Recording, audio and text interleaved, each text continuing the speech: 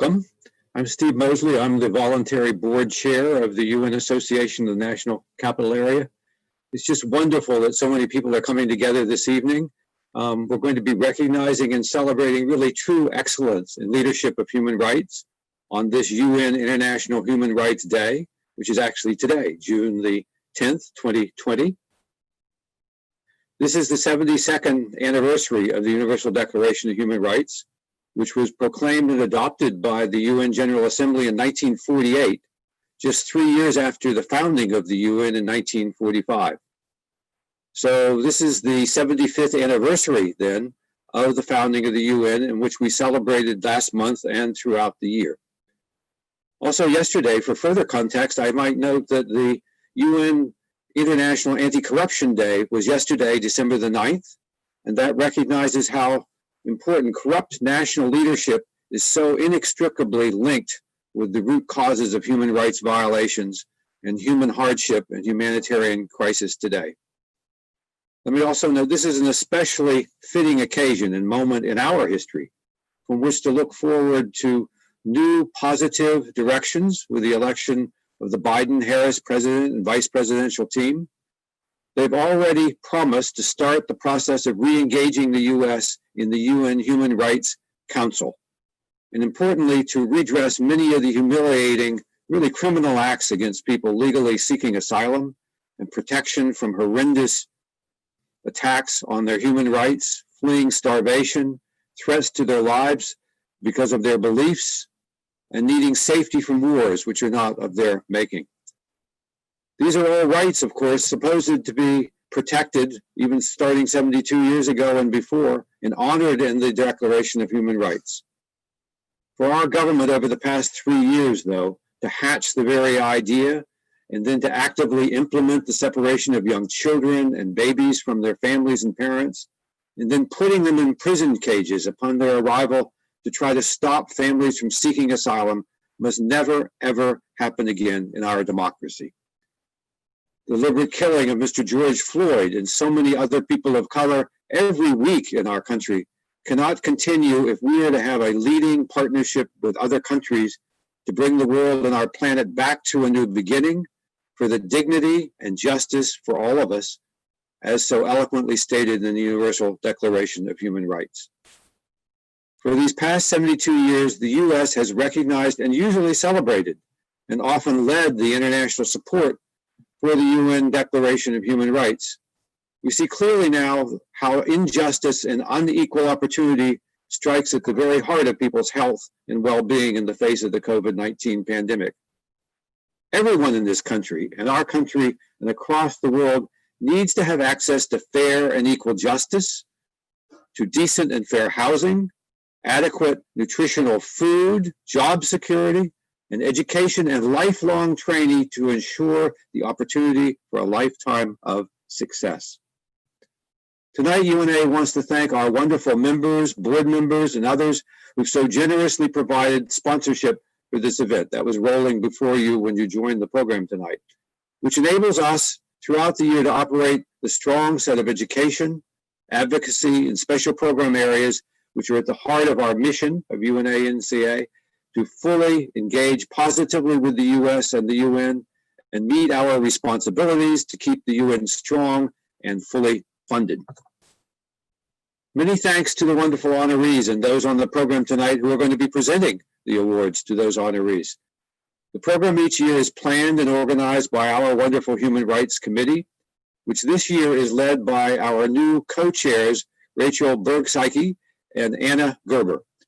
Special thanks also to Andrew Dahl, our Managing Director of Programs and Membership, and the many staff and volunteers who've been working with he and others to bring about the program tonight. And of course, I want to make a special thank you for her leadership to our marvelous President and CEO, Ms. Paula Boland. Paula will serve as our MC tonight for the rest of the evening. Paula, kick a leg, break a leg, take it away. Thank you so much. Thank you all for being here. Look forward to this wonderful evening together. Thank you, Steve. And hello, everyone. Happy Human Rights Day. On December 10th, 1948, exactly 72 years ago, the General Assembly of the United Nations adopted the Universal Declaration of Human Rights. The UDHR is a milestone document translated in more than 500 languages that proclaims the inalienable rights which everyone is entitled to as a human being, regardless of race, color, religion, sex, language, political or other opinion, national or social origin, property, birth, or other status. It has inspired countries and people alike to start treating every person with the right to life, liberty, property, and the pursuit of happiness. On Human Rights Day, we acknowledge the importance of this document and the importance of human rights, locally and globally. This year's Human Rights Day theme, Recover Better, Stand Up for Human Rights, relates to the COVID-19 pandemic and focuses on the need to build back better by ensuring human rights are central to recovery efforts. We will reach our common global goals only if we're able to create equal opportunities for all, address the failures exposed and exploited by COVID-19, and apply human rights standards to tackle entrenched, systematic, and intergenerational inequalities, exclusion, discrimination, as well as corruption. December 10 is an opportunity to reaffirm, all of us here today and every day, the importance of human rights in building the world we want, the need for global solidarity, as well as our interconnectedness and shared humanity. The UN call to action, Stand Up for Human Rights, is a call to bolster transformative action and showcase practical and inspirational examples that can contribute to recovering better and fostering more resilient and just societies. Human rights, as Steve mentioned, are at the heart of the Sustainable Development Goals. And in the absence of human dignity, we cannot hope to drive sustainable development. Human rights are driven by programs on all SDGs, and the SDGs are driven by advancements on human rights. Human rights, the 2030 Agenda, and the Paris Agreement are the cornerstone of a recovery that leaves no one behind. And as you heard, this is also the 75th anniversary of the UN. For us, this commemoration is about reflection, celebration of the progress made through multilateral cooperation, and a renewed commitment to building a more sustainable world, the future we want and the UN we need. Many, many, many thanks to all of those who are making today's program possible. I would like to particularly thank our Human Rights Committee, its leaders, our leaders on the board, advisory council, our staff, our program assistant, and our wonderful sponsors. To all and each one of you, thank you for your most generous support of money, of time, of talent, and to our honorees and presenters, thank you for being here with us tonight, for your wonderful contributions to advancing human rights at home and abroad. You are an inspiration and a model as we stand up for human rights during this challenging time. And now, let's hear from our featured sponsors. Thank you to Northern Trust Company for your generous support of this program over the years. I will now call on to my friend and former UNA-NCA board member, Michael Marsh, who serves as Director of Foundation and Institutional Advisors at the Northern Trust Company. Mike? On behalf of my Northern Trust partners, I want to thank you and everyone that works at the United Nations Association and all the support the United Nations Association for the great works that you do that are so urgent these days. And hopefully there'll be a light at the end of the tunnel soon for all of us and for those that are suffering and marginalized in the world. So as you said, Paula, my name is Mike Marsh. I am the director of our Northern Trust Foundation and Institutional Investments Services, and I am based in Washington, D.C., right now working remotely from Chevy Chase, Maryland. I moved down here from New Jersey in 2000 and have decided to make this my home. So I'm lucky to have found you, Paula and Steve, and all of my other brothers and sisters that work at the UNA that I really appreciate.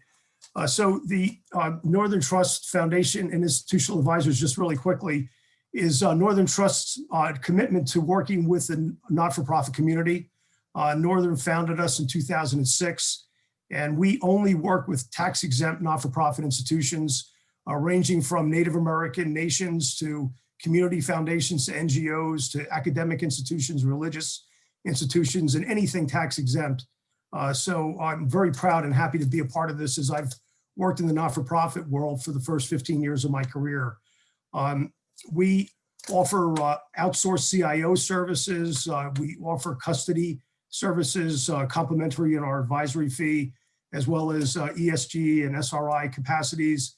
And I'll just stop there with the commercial, but if anyone's aware of anyone that, any not-for-profit that is about to put out an RFP, certainly get in touch with Paula and she'll know how to get in touch with me.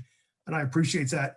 By way of my background, and I've been offering this presentation, thank God for Northern Trust sponsoring for the last 7 years. I was a board member for the last 6, just came off, and we did this live. So this is the first time by Zoom.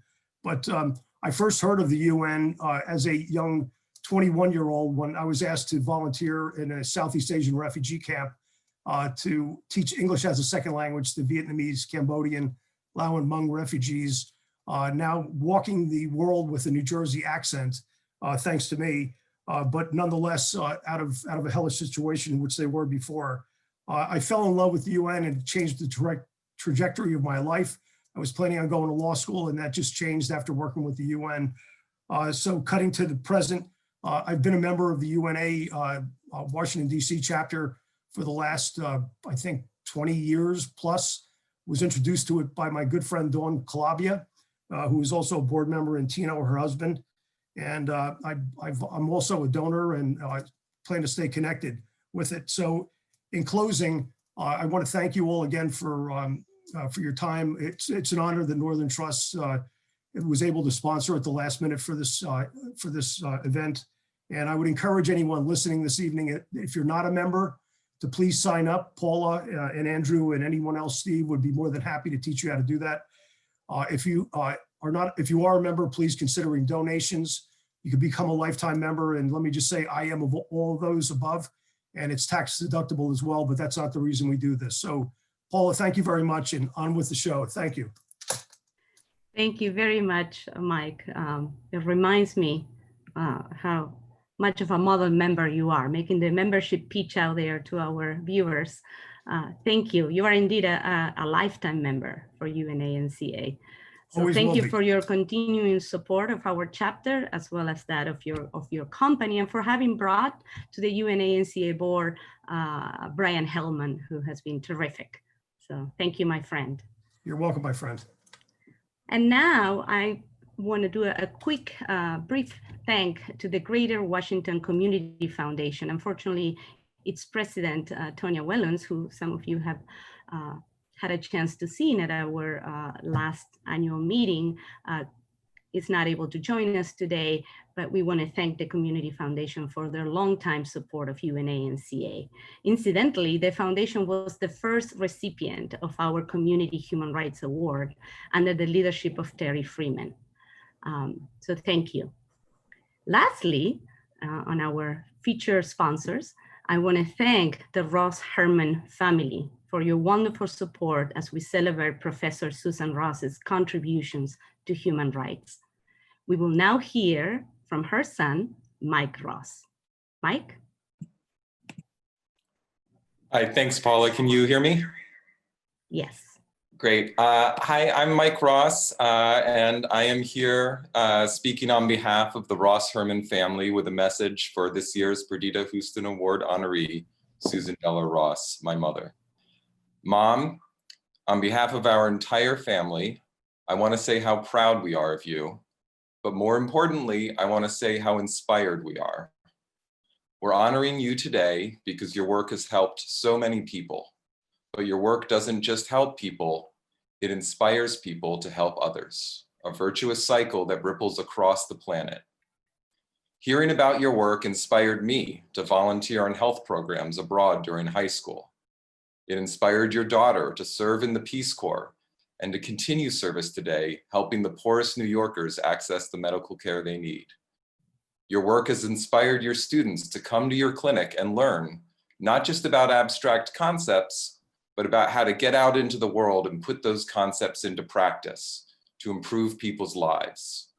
You've fostered international connections and helped others gain the knowledge and experience to fight for women's rights, to fight for human rights in every corner of the world. And your family knows how hard you have worked. I have so many memories from my childhood of you surrounded by piles of books and papers, even on nights and weekends.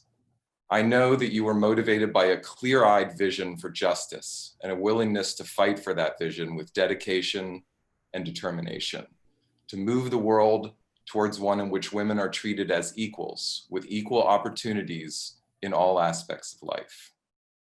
And yet, in fighting for other women and their families, you somehow managed never to lose focus on your own family. You were always there for us, to talk and to listen and to guide us. Your children grew up feeling a boundless love that continues to give us strength throughout our adult lives. So today I want to say thank you on behalf of your family and on behalf of the countless people around the world whose lives have been touched by the choices you have made and the battles you have fought. Thank you, and we love you. What a beautiful, warm tribute, Mike, on behalf of your family, to your mother. And as a mother, I can only hope that one day my children will fit that way, that inspiration. Thank you very much. Thank you. And now, let's hear from the UN Secretary General, Antonio Guterres, and UN High Commissioner for Human Rights, Michelle Bachelet.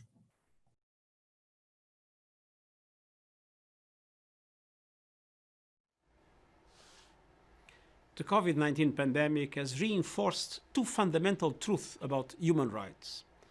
First, human rights violations harm us all. The COVID-19 pandemic has had a disproportionate impact on vulnerable groups, including frontline workers, people with disabilities, older people, women and girls, and minorities. It has thrived because poverty, inequality, discrimination, the destruction of our natural environment, and other human rights failures have created enormous fragilities in our societies. At the same time, the pandemic is undermining human rights by providing a pretext for heavy-handed security responses and repressive measures that curtail civic space and media freedom.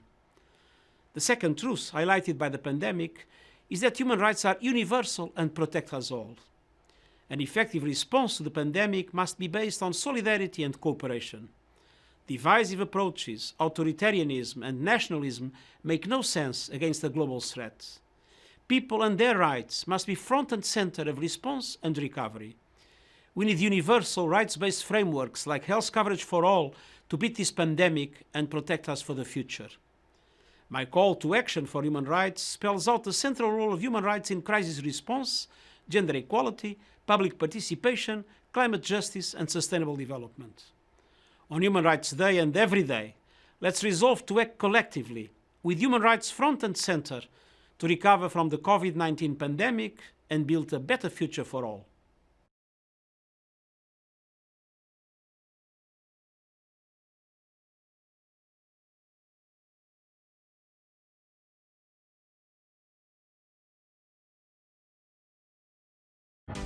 This year's Human Rights Day falls at a time we'll never forget. COVID-19 has taken us by storm and shaken our world. A tragedy followed by an extraordinary opportunity to recover better. This Human Rights Day is a call to action. A call for all of us to seize this opportunity and build the world we want. For that, we must accept the lessons from this crisis. First one, end discrimination of any kind.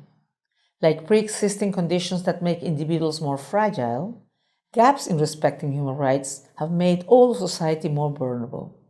If anyone is at risk, everyone is at risk. Discrimination, exclusion, and other human rights violation harms us all. The second is reduced widespread inequalities. Universal social protection, universal health coverage, and other systems for the delivery of fundamental rights are not luxuries. They keep society standing and can shape a more equitable future. Third, encourage participation, especially from young people. All voices have a right to be heard. Fourth, increase and intensify our resolve and efforts to achieve the Sustainable Development Goals, a concrete agenda for universal human rights. These are not just the right things to do, they are the smart things to do. And there's only one way they can be done, by standing up for human rights.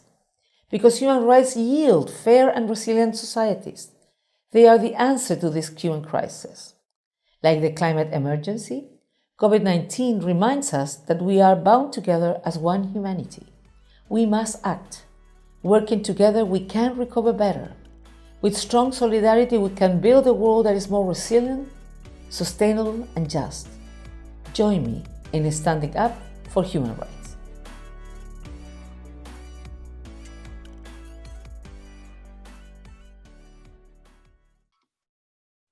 Thank you to our UN leaders. You might recall at last year's Human Rights Awards, we actually honor the current High Commissioner for Human Rights with the Global Leadership Human Rights Award. And a few years ago, we had the distinct honor of presenting the Louis Bisson Award to her predecessor. Perfect segue now to begin the presentation of this year's UNA-NCA Human Rights Award. Presenting the Louis Bisson Award is Jacqueline Lahr, who is president of the International Law Student Association at the Washington College of Law, American University. Jacqueline, the floor is yours. Thank you so much. It is my great honor and pleasure to introduce Professor and Dean Emeritus Claudio Grossman. He embodies the spirit of the Louis Bisson Award, having dedicated his life's work to the protection and promotion of human rights through the effective use of UN and regional human rights systems. I'm sure many of you are familiar with Professor Grossman's distinguished career, from his contributions as a member of the Inter-American Commission on Human Rights, to his work as a member and then chair of the UN Committee Against Torture, to his election to the International Law Commission, and most recently his election to the International Law Institute, where he is developing a draft convention on pandemics and international law. But I would like to take the time I have with you today to highlight Professor Grossman's dedication to equipping the next generation of international human rights lawyers with the tools and knowledge needed to continue defending and protecting human rights in the years to come. During his time as Dean of the Washington College of Law, Professor Grossman expanded the international legal curriculum by creating international dual degree programs, study abroad programs, and specialized summer programs in human rights and humanitarian law, international organizations, and law and diplomacy. I've gotten to know Professor Grossman personally as a student in his Prohibition of Torture and International Law practicum, and as president of the International Law Student Association, where Professor Grossman serves as our faculty advisor. I can say that I've seen firsthand just how seriously Professor Grossman takes his role as an educator. He is continuously thinking of ways to create opportunities for students to engage with international human rights law. Because of Professor Grossman's efforts, every year students involved with the Prohibition of Torture practicum provide assistance to the Committee Against Torture, rapporteurs, and travel to Geneva to observe a session of the committee. I can speak from firsthand experience that such an opportunity is invaluable to an aspiring human rights lawyer, to not only better understand the international legal mechanisms that protect and promote human rights, but to also meet the incredible people currently doing the work. Professor Grossman has also provided numerous opportunities to students on campus by utilizing his network to develop meaningful and timely events. For example, during my first year at WCL, he helped the International Law Student Association host UN High Commissioner for Human Rights, Michelle Bachelet. And most recently, I had the opportunity to provide opening remarks for a conference on pandemics and international law, hosted by WCL under Professor Grossman's leadership with members of the ILC and WCL faculty. These are just a few of many examples I could give on the ways Professor Grossman promotes international human rights legal education and prepares the next generation of human rights lawyers. Professor Grossman has not only dedicated his life to the defense of human rights, but he has ensured that the next generation of lawyers will be able to continue his work. It is with sincere gratitude and admiration that I present the Louis B. Sohn Award to Professor and Dean Emeritus Claudio Grossman. Thank you. Claudio, the stage is yours. Thank you. Let me start by thanking Jackie for this introduction, and through her to our students. Their belief in a better world, their knowledge, volunteer work, in spite of the heavy burdens of law students, are a constant source of inspiration to us all. And it bodes well for the future of the legal profession, like individuals like them are attracted to study law and promote the rule of law in the nation and in the world. Also, I am honored to be here with Professor Susan Deller Ross, Erin Barclay, Scott Busby, and the People for Fairness Coalition, and congratulate them for this well-deserved recognition. I want to thank the UNA-NCA for this great honor of granting me the Louis Sohn Award this year.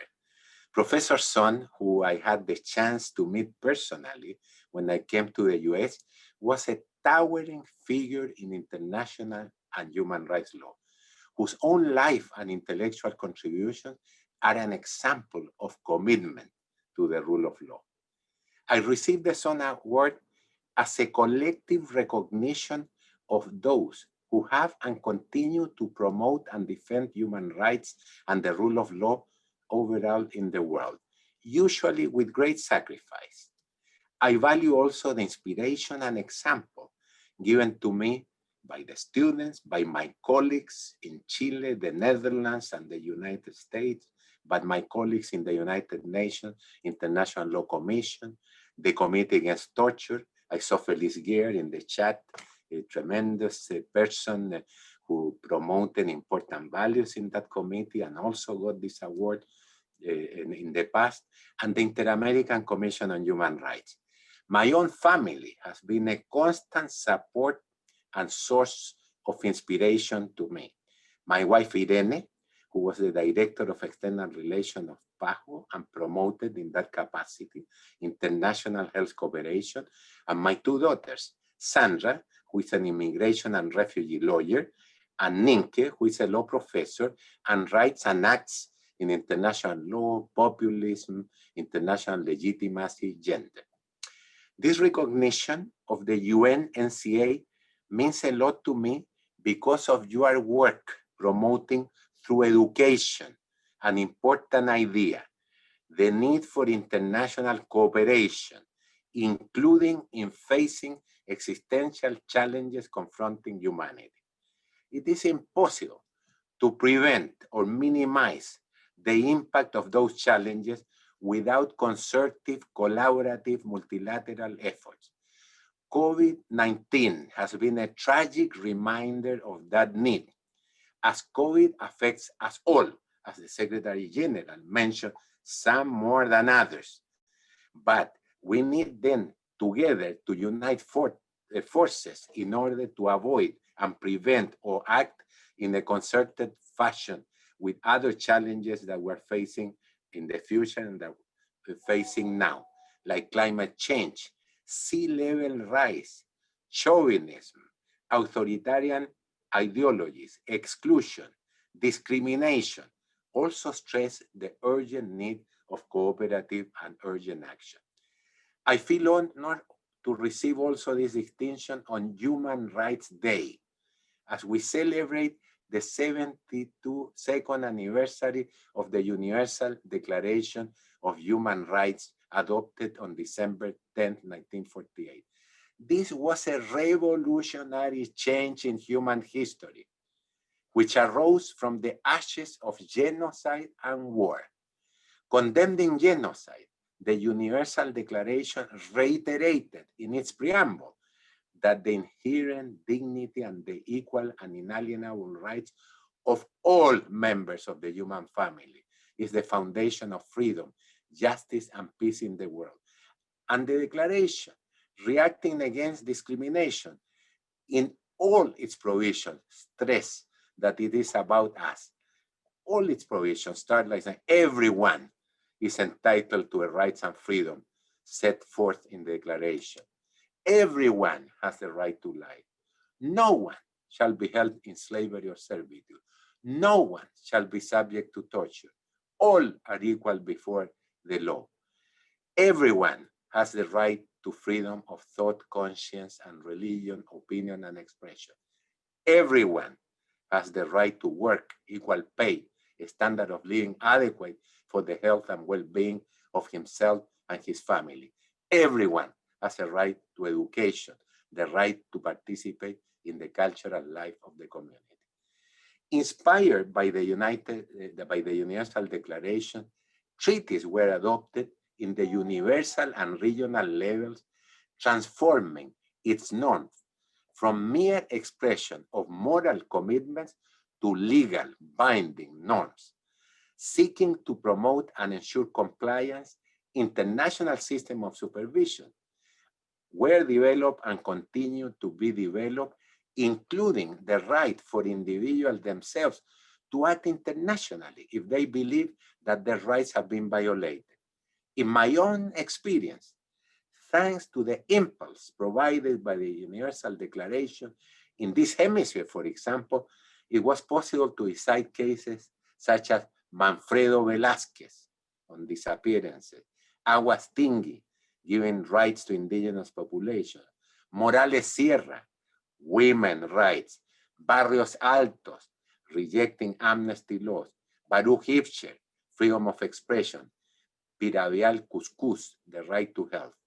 In the universal system, in my own experience, in the case, for example, of the Convention Against Torture, the processes opened by the Universal Declaration allow for the Committee Against Torture to work against discrimination, rape as torture, rejecting marital rape, strengthening the principle of non-refoulement, establishing norms involving redress and rehabilitation.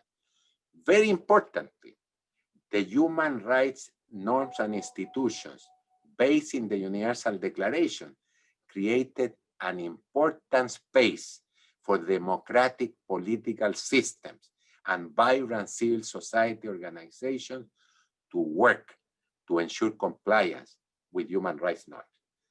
As we celebrate the influence of the Universal Declaration, let us also stress that gross violations of human rights persist, making in numerous cases illusory the possibilities of individuals to develop themselves to the limit of their potential.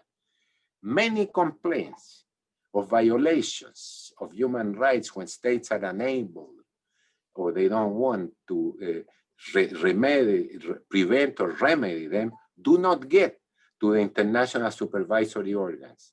And supervision is underfunded, in some cases politicized, affecting its legitimacy. Compliance with the decision of international organs is often disputed. We thought that we will not witness again genocide, for example, and it occurred in Rwanda, in former Yugoslavia. Torture continued to exist.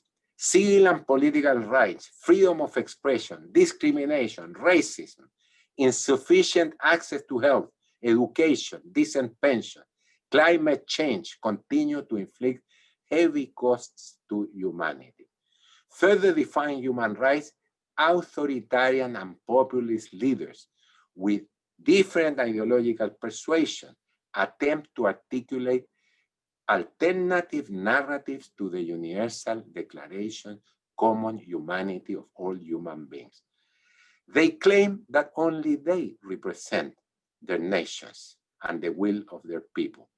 They claim that they are the only ones who can address the challenges facing their society.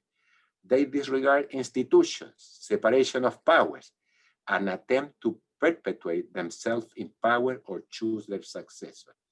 They glorify chauvinism, support social Darwinism, disregard facts and science. They see democratic politics as a confrontation with enemies, glorify strength and reduce the space for tolerance, freedom of expression, and respect for others. For them, the Universal Declaration and its promise for our common humanity has disappeared. Space for populism and demagogy is the result of an abysmal lack of international leadership, seeking to confront the challenges of society from a human rights and democratic perspective.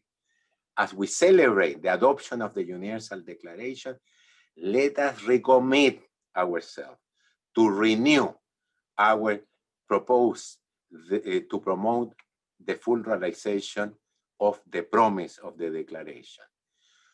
We, as insignificant human beings facing powerful historical forces, are often intimidated by the dimension of the task.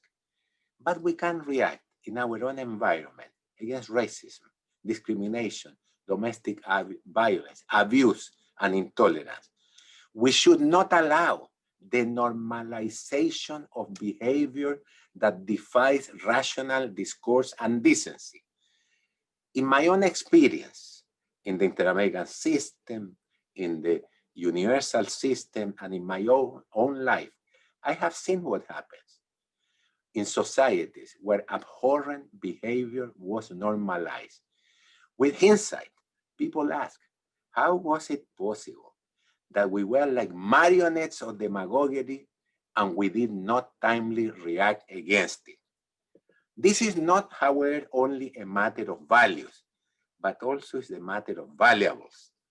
The world has witnessed repeatedly the trail of destruction that modern populists, modern flautists of Hamelin, and their denial of the Universal Declaration has left behind. Chauvinism and demagoguery cannot solve the problem facing humankind. Acting against them is an imperative dictated by values and by valuables.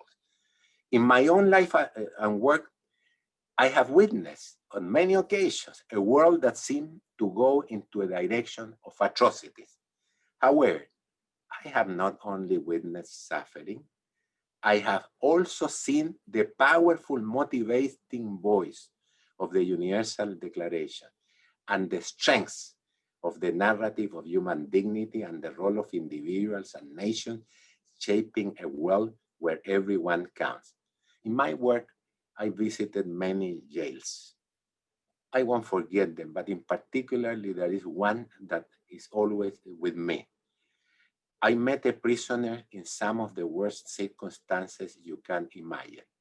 And he said to me, I do not know what you can directly now do for me, but it encourages me and motivates me to know that you are here, that your institution is here, that the world is watching. It encourages me to know that my tormentors are being observed and criticized. I will not forget that voice. And if I dare to say something about the future, is that all of us, inspired by the Universal Declaration, will make sure that those voices will be stronger. Let me reiterate my recognition to the United Nations NCA for its work in strengthening those voices and how honored I feel today by receiving your award. Bravo, Claudio. Muchas gracias. Thank you so much for sharing your incredible knowledge and journey in the field of human rights. I see you have the award that we're presenting you today back already in the bookshelf. Again, thank you so much. And I look forward to continuing our conversations offline to explore collaborations with you and with your students at American University. Thank you. All right. And now, presenting the 2020 Perdita Houston Human Rights Award is Michelle Liu, former supervising attorney and teaching fellow at the International Women's Human Rights Clinic at Georgetown Law. Michelle, the floor is yours. Thank you very much. Good evening, everyone. Well, I'm just absolutely delighted to be here this evening to present this award to somebody who I am privileged to call my colleague, my friend, and my mentor, Professor Susan Deller Ross. I first met Professor Ross when I was a law student at Georgetown University during my last year of law school. I had applied to the International Women's Human Rights Clinic, and I didn't know it at the time, but the clinic would be the highlight of my law school experience, and it would inspire me to build a career as a women's rights lawyer.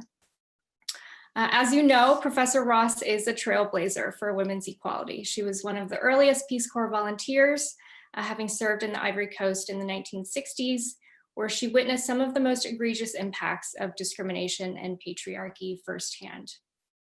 After she came home to America, she went to law school and was one of only a few female law students in her class at NYU. At the time, only 10% of her class was female. There were no female law professors, and there was one professor who only called on women to answer questions in class on a certain day of the week called Ladies' Day. It was in this environment that the young Professor Ross began her lifelong fight against sex discrimination. She once told me that her law school had a nice swimming pool and steam room for students, but there was only one problem. It was only open to male students. So she said she and a few of her friends lobbied the dean of the law school to have it open to women too. And when the dean told them that that wouldn't be possible because all the men in the steam room are nude, her reply was, well, that's all right, we won't look. So needless to say, the pool and steam room were open to women after that. But in all seriousness, Professor Ross has a tremendous record of fighting for women's human rights in the US and around the world. Her list of accomplishments is very long, and her contribution to women's empowerment around the world too significant to be done justice by my speech here. Through the years, Professor Ross and her clinic students have persuaded legislators in Ghana and Uganda to enact new laws that protect girls from FGM, domestic violence, and human trafficking. They've also won lawsuits that challenge sex discriminatory laws in Eswatini, Kenya, and Tanzania. Throughout her career as an advocate, a law professor, and the director of the International Women's Human Rights Clinic, she's never wavered in her conviction that women and girls deserve to have and to exercise their rights to equality, dignity, life, health, education, and safety. And her life's work reflects her passion for seeing those human rights guarantees be implemented in practice. As long as I've known her, Professor Ross has never been one to shy away from a challenge or to back down when women's rights are at stake. Two of her former students recounted a meeting that they had with a high-level government official in Tanzania one year on their fact-finding trip. This official's views on women and women's place in the family were, shall we say, somewhat different to theirs. Professor Ross, quote, was fired up, recalled one student. She went after him on women's rights to equality in marriage, to an equal inheritance, and to the ability to divorce their abusive husbands, she said. I was not surprised at all to hear this story because I know Professor Ross is fearless when it comes to defending women's fundamental human rights. And watching her in action throughout the many years that I've known her, my own personal life motto has changed. It's no longer, what would you do if you weren't afraid? It's now, what would you do if you were Susan Deller Ross? So not even a global pandemic can stop Professor Ross from fighting for women's human rights. Just this past March, when our students were getting ready to fly to Malawi for the clinic's annual human rights fact-finding trip, the university actually suspended all travel 12 hours before their flight was to take off. So Professor Ross immediately began talking to the dean's office to make sure that the students could go on the trip.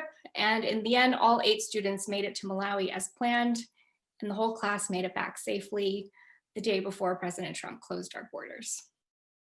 A former student said that one of her most memorable things about Professor Ross was, quote, her fighting to get us to Malawi so we could continue our work even as university travel was coming to a halt. We all worked so hard to get to that point, and I'm sure every one of us is grateful that we were able to conduct interviews that we will never forget. Perhaps an even more defining point of her legacy is that Professor Ross has inspired hundreds of students to advocate for women's human rights around the world through her 3 decades of teaching at Georgetown Law. Her students have called her passionate, compassionate, dedicated, and selfless. Another student said that Professor Ross, quote, taught me to recognize the importance of humanity when dealing with the law and to always think of the real world impact that laws have on people. It is for these reasons that I'm so honored to present the Perdita Houston Award, recognizing her exceptional record in advancing women's rights around the world, to Professor Susan Della Ross. Thank you. Michelle, I can't thank you enough for that very special introduction. You've been such a wonderful colleague and friend, and I wish you were here in person so I could give you a real hug, but a virtual one will have to do. There are many others I want to thank as well. Georgetown Law gave me the freedom to start the International Women's Human Rights Clinic that I have directed since 1998. So thank you to Georgetown Law Dean William Traynor for supporting the clinic's work. I also thank all the deans who came before him, starting with Judy Areen, who approved the idea when I proposed it. The associate deans for clinical programs have all been supportive as well, starting with Professor Wally Malenik and up through today's associate dean, Professor Erica Hashimoto.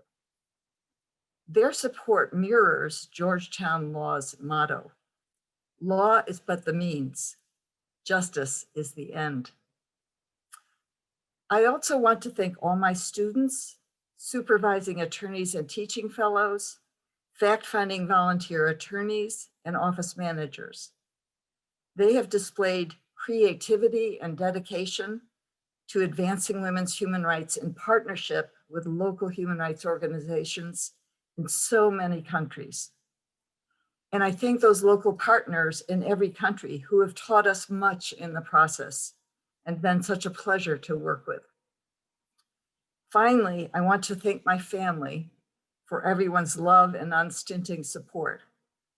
My husband, Steve, our son, Michael, and his partner, Nicole, our daughter, Katie, and her partner, Ben, and their beautiful daughter, Madeline, who started kindergarten this year. Michael, I treasured your words tonight so much. They meant so much to me. And I treasure our relationship. Katie, I treasure our joint experiences. Our trip to Beijing for the 1995 Fourth World Conference on Women. My visits with you when you were a Peace Corps volunteer in Guatemala. Nicole and Ben, I treasure your additions to our family and the special times we have had together. And Maddie, I know you love the new book that your mom got you and has been reading to you, Kamala and Maya's Big Ideas. You are all true human rights champions. And I also want to thank my family in New York State, in New Jersey, in Massachusetts, and here in DC. You've been such a pleasure in my life too. I am thrilled to be honored today by the United Nations Association for the National Capital Area, and I thank everyone here. To receive the Perdita Houston Human Rights Award is very special. Just as she did, I studied in France and worked in Peace Corps. She in Mali, I in Cote d'Ivoire. Both those experiences deeply shaped my work today. From France, I took Simone de Beauvoir's book, Le Deuxième Sexe, The Second Sex, which taught me to see how the world sees women and men so differently. In Cote d'Ivoire, where I taught women in tiny rural villages, I saw how hard the women worked, and I was deeply troubled by what I learned about their lives. With a Peace Corps partner, I was invited to a village ceremony with women and girls dancing and singing. But they were celebrating one little girl, about 10 years old, who was being cut. I later learned that female genital mutilation, what it meant in detail. But the image of her stone dead facial expression as she was carried out in a big bowl covered with claws stayed with me forever. In those same villages, some older men had many wives. One village man had a nice house with a tin roof and concrete blocks. His wives each had a small hut with a straw roof. In a larger town, an older, successful man, a businessman in his 50s, had all his wives in the courtyard when I visited them. The youngest wife was about 15 years old and was nursing a very young baby. Much later, after law school and years working on women's rights issues here in the United States, I began a new program at Georgetown. The Leadership and Advocacy for Women in Africa program brought many African women lawyers to Georgetown Law to earn a master's degree with a focus on women's human rights. They all took my course on international and comparative law and women's human rights and taught me about the laws in their countries that explained what I had seen on the ground in Côte d'Ivoire. Since then, my students, fellows, and I have worked in partnership with these graduates and many other African human rights lawyers. We developed test case litigation papers, proposed legislation, and human rights reports with our local African partners. Our partners then use them to persuade their parliaments to repeal old laws and enact new ones. Or they go to court asking judges to strike down laws that discriminate against women. If they lose there, they can go to a human rights treaty body. Just as we fought against many such discriminatory laws in the United States, women around the world are doing so. They call on their rights under human rights treaties, such as CEDAW, the acronym for the Convention on the Elimination of All Forms of Discrimination Against Women. Or they call on the Maputo Protocol for Women in Africa. What are the issues these women are facing? One, economic laws that keep women poor. For example, laws that say only men can inherit land. Laws that say the husband owns all property acquired during marriage. When marriages end by death or divorce, these laws and customs leave the women and their children poor and destitute too often. Two, a failure to protect women from violence. For example, no law prohibiting female genital mutilation, a process that leaves some girls dead and others suffering serious health injuries throughout their lives.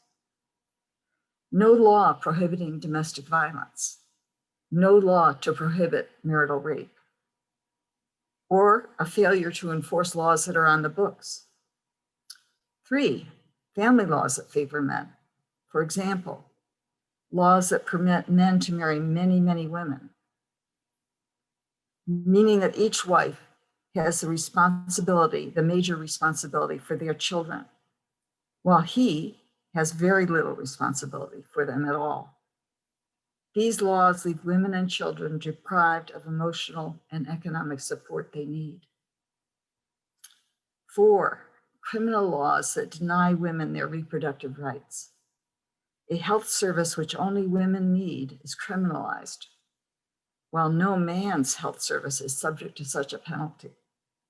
Making abortion a crime drives 25 million women each year to get an unsafe abortion.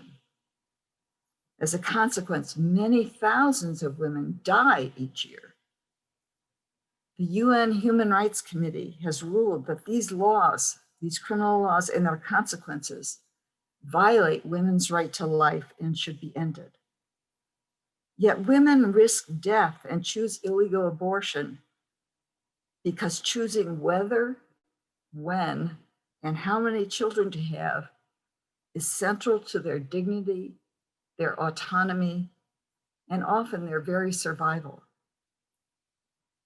CEDAW and other human rights treaties make all these failures a violation of women's human rights.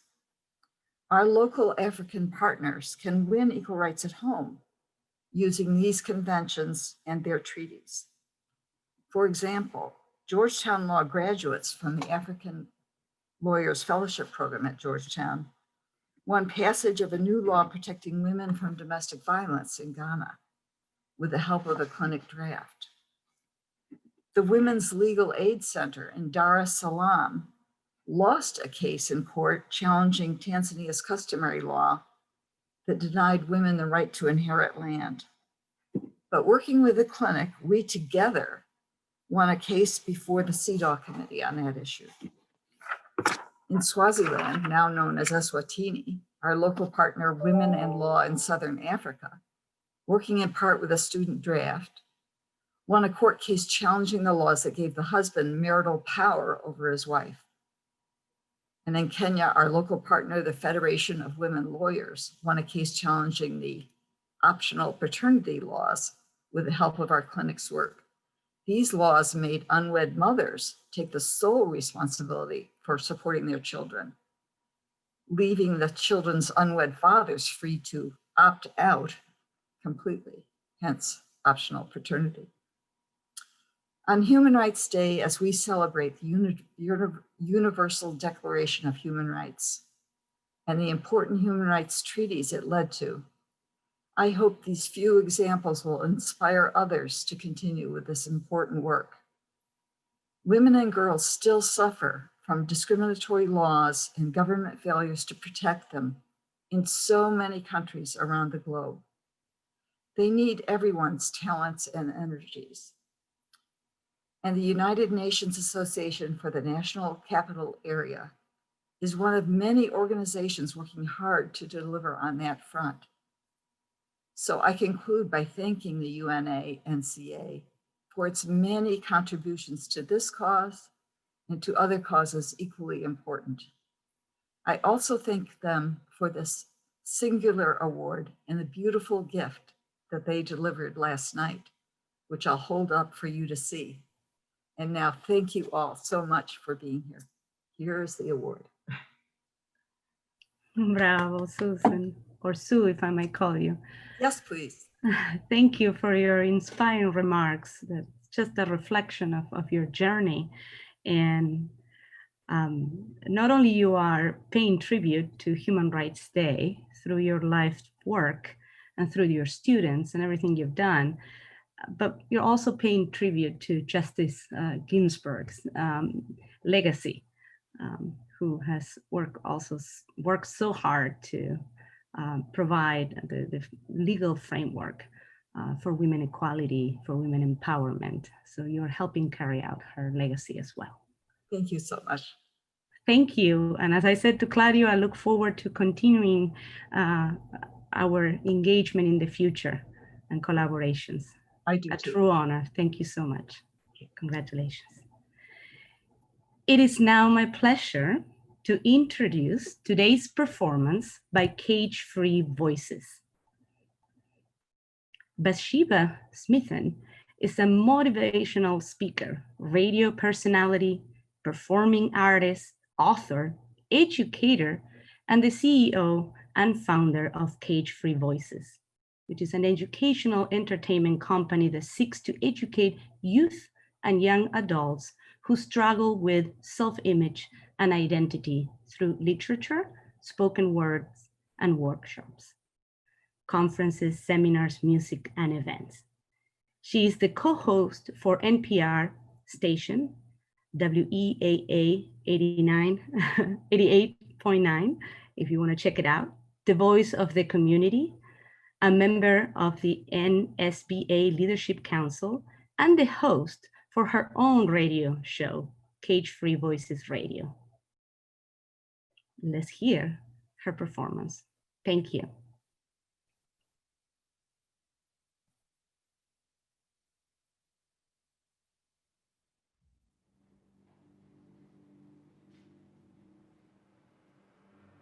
Noise pollution has become the greatest evolution of mankind. Where minds are corroded, corrupted and obstructed with explosions of fear. 2020 gave us vision that has never been so clear. We hear more than we listen. And I applauded and rewarded for our division. Bang, Another body in a bag, zipped up in a black Ziploc and made a hashtag. It's trending, it's trending, it's trending until social media gives it an ending and it becomes another fleeting moment until another owns the spotlight with his or her unalienable rights are stolen. Statistics growing, they're growing. Children at the border dying in the Evros River, yet we're holding anger as a mantle across social media platforms and television. Could you tell me a vision of a world where Eleanor Roosevelt sought peace, or referring to Mother Teresa, where poverty of mind and hatred are no longer lingering and released from the streets of our stone, cold, calloused hearts, dripping with bitterness, dissidents left with consternated adrenaline. But after dribbling with foreign policy, Franklin, Tex, Harris spoke truth to power and made this possible. It seems we have a limitless amount of doubt to administer to the hopeless, choking them with our silence. And instead of learning how to become pilots to teach our children how to fly, we harness energy to create parachutes to simply jump to conclusions. But we will rid of this noise pollution. For every ism and schism that could create a divide has found itself beyond enemy lines into allied territory, leading us to dead-end streets. Shh, can you hear it? Peace is trying to greet us with its arms wide open, because we will be the light. We will be the light that embraces night to tell it goodbye. We will be the light that twinkles in every child's eye. Yes, we'll be that glimmer of hope, the light that shines to bring in all the boats to safe harbor. We will be the light that radiates over tumultuous waters, consoling sons and daughters who are lost, fathers and mothers and fathers who have lost daughters and sons. We will be the light called the righteous ones. Cages, cages divide, cages, cages confined until we realize the lies that disguise and hide these eyes from seeing the true picture, the great man in the mirror. See, this destitution and confusion that's tearing and ripping away at our moral fabric is being repaired by those who realize this damage is what birthed SARS, and the persecutions in Turkey are not just theirs, they are ours. World War II started. It begins because war begins with us policing people with our politics, prejudice, and presumptions. Nothing that can be seen is running the scenes, while human rights are trampled in the streams of our heartless schemes. The human soul condition, a pandemic of epic proportions, cavorting with this twin corona. Food deserts and the digital divide, like two big boulders that seem impossible to move, but the people for fairness made room for the community. You and me, it is time for us to rise like Louis B. Sun when he sowed tears, planning, drafting, and implementing a post-World War international system, uniting nations to create a United Nations that will give them a rhythm to a world like that of a syncopated, four-chambered hearts, transitions of power. We are valiant, and we're never coward to devour of our souls. You see, being valiant never gets old. After all, these are public affairs. Would you dare to speak and let justice ring and leak from every fiber of your being? I implore you to no longer endure the shores that are eroded by the tide that takes away women's dignity, signaling a green light for night to invade the cascade of our dreams. The world has given us nightmares So it seems sometimes I wonder if women will ever be treated as equal flashes across historical memory. A woman's worth placed in dead pools of lethal doses of inequity, but there is longevity for those who will avenge us as they marvel, presently noting the dark nights that will defeat these jokers. The depths of the valleys women go through have no lines drawn in the sands. When will the degradation end and the sins against our voices are muffled by the choices and the sounds of the crowds cheering for equality? Inheritance no longer a probably, but logically perishing at the table, no longer perishing at the table of our counterparts. Trying to navigate through this dark, there's no walk in the park. Righteous ones, you must hold up your light. You must hold up your light.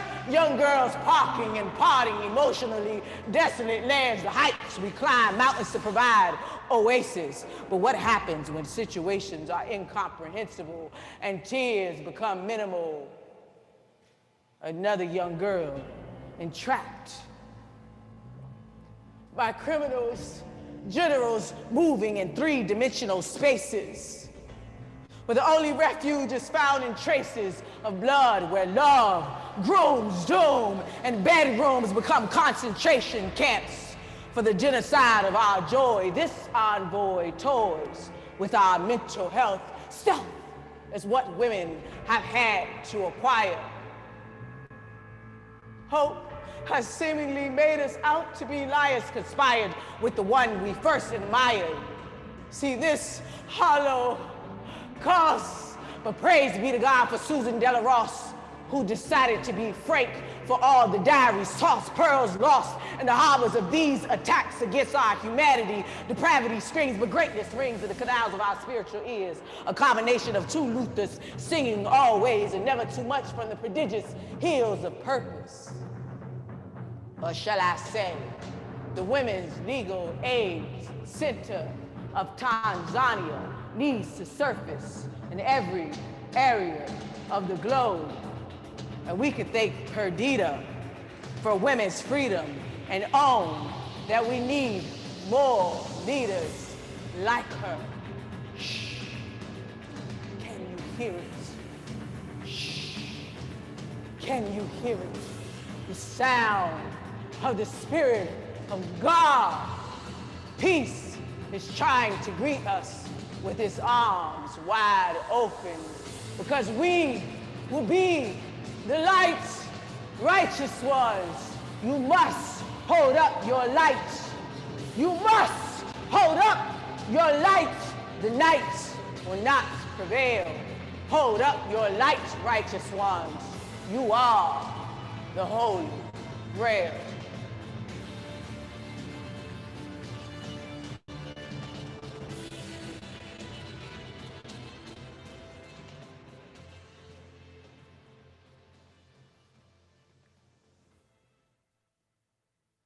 Wow.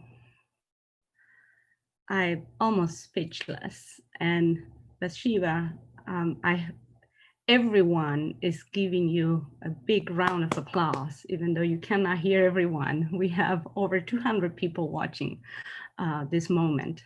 Thank you. You are so talented. You really got me emotional.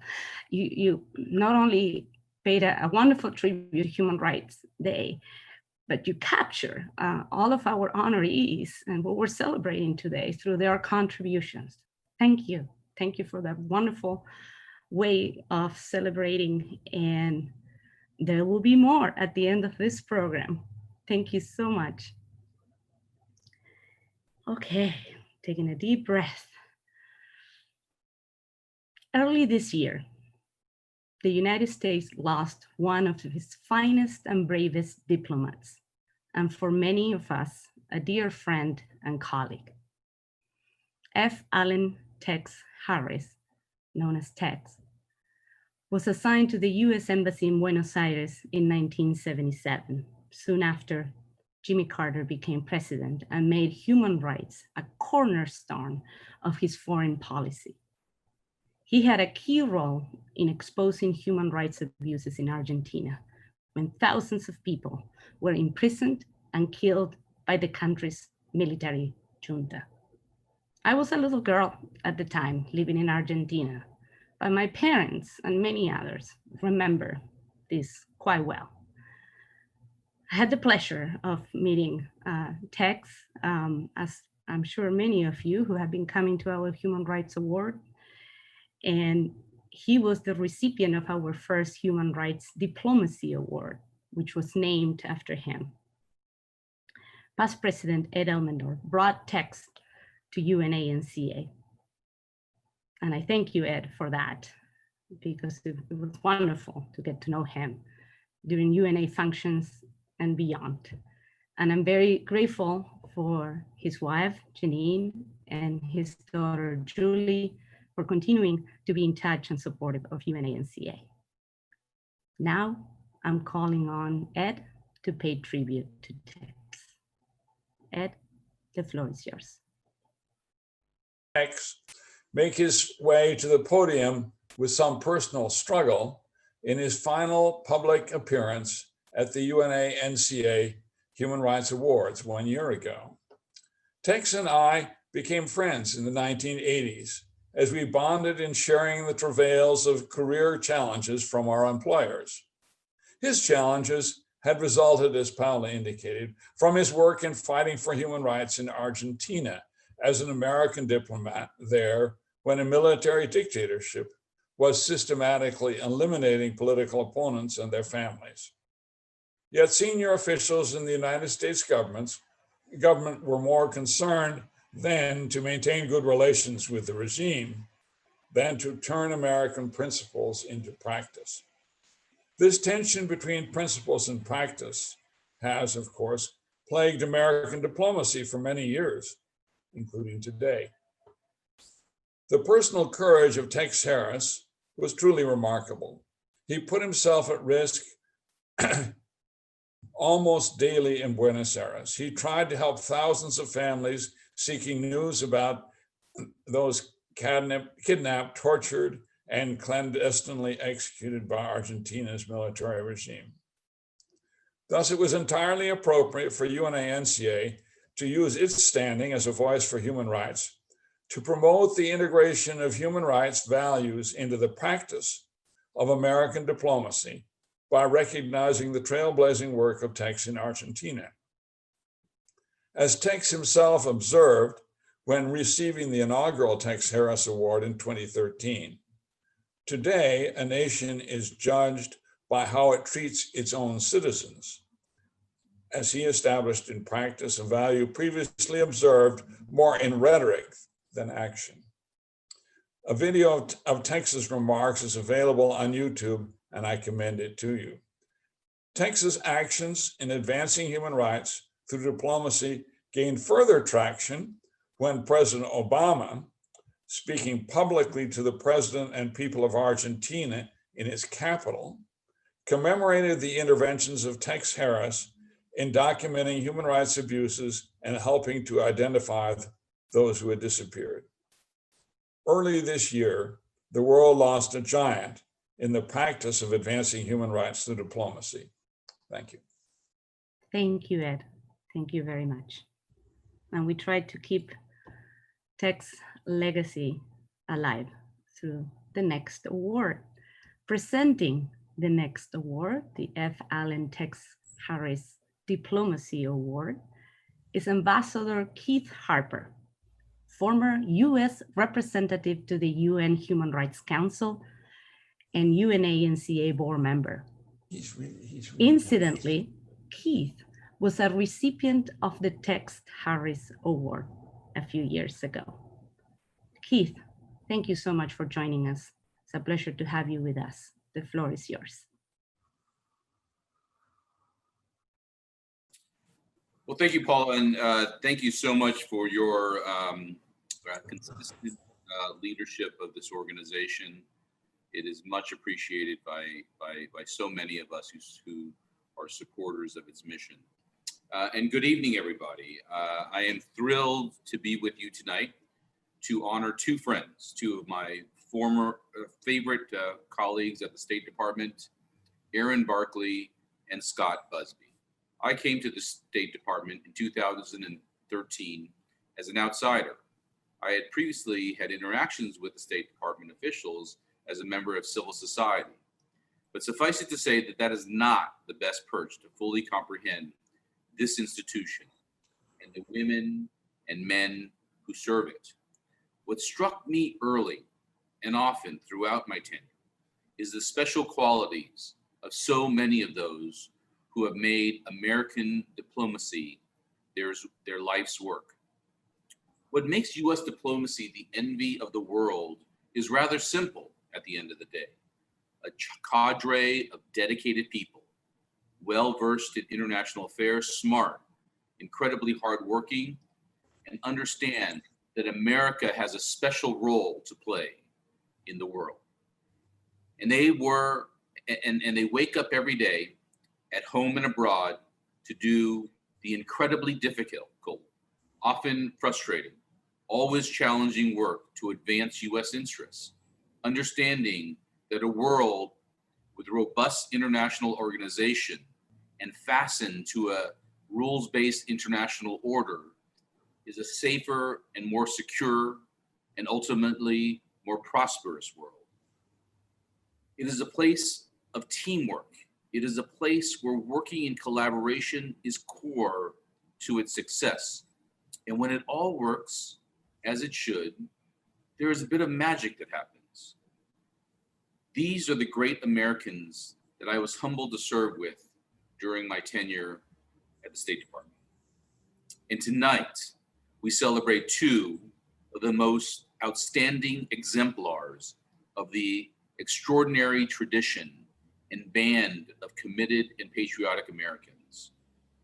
Another thing I didn't fully appreciate, and that many of our fellow countrymen do not as well, is the role not just of the Foreign Service, but of the civil service, those who usually work civil servants to ensure success abroad. Tonight, by celebrating Aaron and Scott, two extraordinary leaders of U.S. diplomacy, we honor, in a way, all their fellows of the civil service. And that is, it should be. Now, let me offer a few words of each of our honorees. Every ambassador, every U.S. ambassador around the world should have an Aaron Barkley. She was always on the other side of my red phone. Aaron was my problem solver. She was my litigator at Foggy Bottom. She was my protector. In the role I served, it is infinitely easier if you know with certainty that there is someone in Maine State that understands your post, its possibilities, its limitations, how it works, and will have your back, will inform you of what's going on and defend the equities of your team. That way, you can concentrate on achieving objectives that further U.S. national interests and promote human rights. That's what I had with Aaron and the team she led. One example I vividly recollect in the complicated ambassador-level negotiations regarding the resolution on Yemen. Our relation with Saudi Arabia has always been, continues to be, let's just say, complicated. The Human Rights Council, though, cannot fail to act when there is an obviously grave human rights situation anywhere on the globe. In such circumstances, inaction erodes the HRC's very credibility. But for many reasons, Yemen was thorny and intricate. I wanted a more robust investigatory mechanism. So did the High Commissioner, Zaid Rad Al Hussein. Certain Gulf states wanted no real scrutiny at all. Much of these discussions were not going on and were not happening in Geneva. They would be in Capitol, meaning you needed someone in Washington, D.C. to be the effective coordinator of the strategy. The the person that led the charge late into the night to ensure that we were able to maximize the US approach was Erin Barkley. She and her team worked with regional offices to make sure they understood what was required. She led the dialogue among various agencies in the United States. And though imperfect, the result was an appropriate call for the High Commissioner to perform an investigatory report and send an investigatory team. Whether with Myanmar or Sudan, the DRC or women's rights, I always had the red phone to Erin.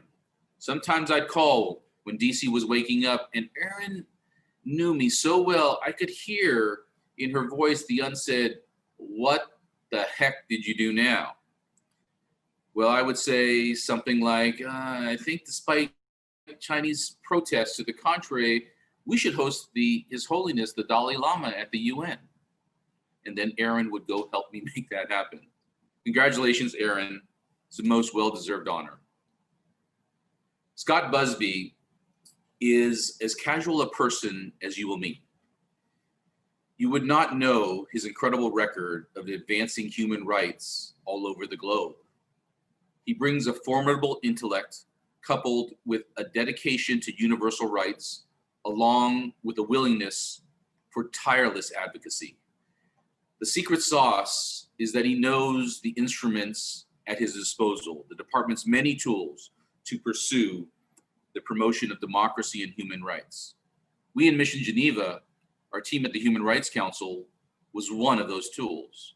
We are only effective as part of a larger structure, and Scott was the one who understood how to use all the parts effectively.